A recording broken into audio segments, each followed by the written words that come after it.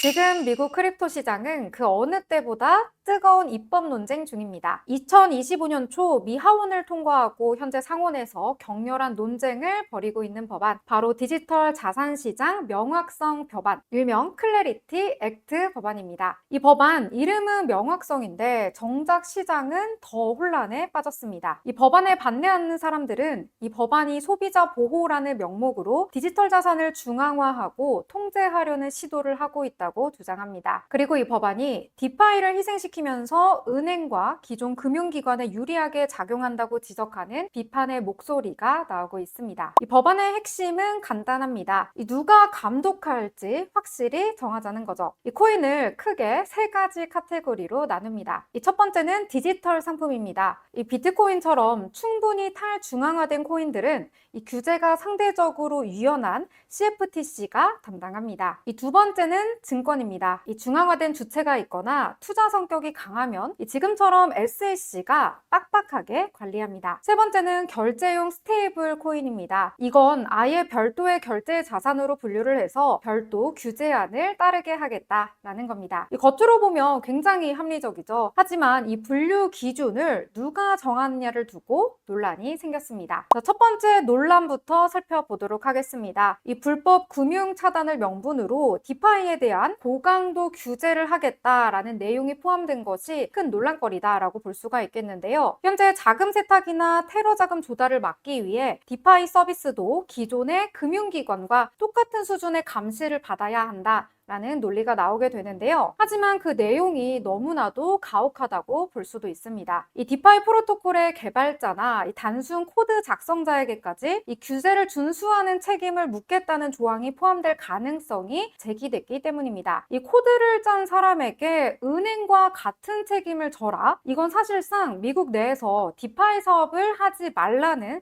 사망 선고나 다름이 없습니다. 이 디파이의 핵심인 무허가성 그리고 탈중앙성 이런 것들을 정면으로 부정하는 내용이기 때문에 업계는 이 법안이 혁신을 완전히 죽이는 검열 법안이라면서 거세게 반발하고 있습니다. 자, 다음 논쟁도 함께 살펴보도록 하겠습니다. 자, 이번에는 이번 법안에서 가장 뜨거운 감자, 바로 스테이블 코인 보상 금지 조항입니다. 이 업계가 가장 반발하는 대목이기도 한데요. 이 미 상원이 공개한 법안 초안에 따르면 이 가상자산 거래소가 이용자가 예치한 스테이블 코인 등에 대해서 이자를 지급하는 행위를 제한하는 내용이 포함됐습니다. 자, 이게 왜 나왔을까요? 이 배경에는 전통 은행권의 로비가 있다는 해석이 지배적입니다. 이 미국 은행연합회 등에선 거래소가 스테이블 코인의 고이율을 제공할 경우 이 전통적인 은행 예금이 대거 이탈을 해서 이 금융 안정성을 해칠 수 있다라고 주장을 해왔는데요. 자, 여러분, 은행에 돈을 맡기면 이자가 얼마나 나오는지 한번 생각해 볼까요? 그런데 스테이블 코인을 예치하면 은행보다 훨씬 더 큰 이자를 받을 수가 있습니다. 사람들이 은행 예금을 빼서 스테이블 코인으로 옮기게 되니까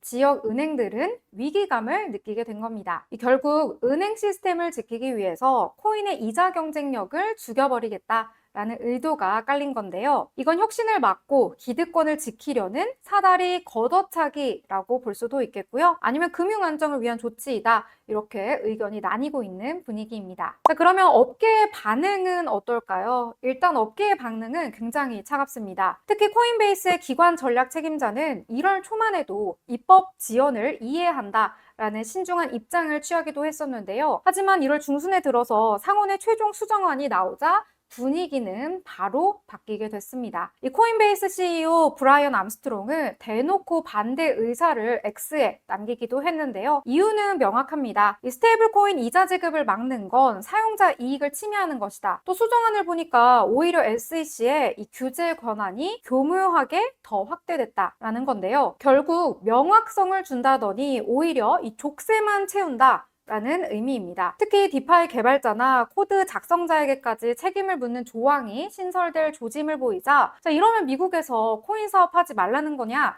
라면서 폭발하는 분위기까지 나타나는 분위기인데요. 물론 로빈후드 CEO 같이 클래리티 법에 대한 지지 의사를 표명하면서 이 코인베이스와 다른 입장을 취하는 측면이 있기도 합니다. 하지만 일단 전체적인 업계의 분위기는 부정적이다라고 볼 수가 있겠습니다. 자, 그러면 법안의 연내 통과 여부 여전히 불투명하다라고 볼 수가 있겠는데요. 하지만 법안이 붕괴된 것이 아니라 이 긴장감 속에서도 신중한 일시정지 상태에 들어간 것으로 해석을 하는 게 더 타당해 보입니다. 자, 일단 2026년 중간선거를 앞두고 이 가상자산 투자자들의 표심을 의식해야 하는 이 미국 의원들로서는 업계가 결사 반대하는 법안을 밀어붙이기 굉장히 부담스러운 상황입니다. 그리고 트럼프 대통령이 가상자산 대통령을 표방하면서 친화적인 제스처를 취해온 것과 다르게 이 공화당 주류가 발의한 이 법안이 규제적으로 치우치면서 당내 정책에 대한 엇박자 우려도 제기되는 상황입니다. 자, 클래리티 액트가 이대로 상원을 통과한다면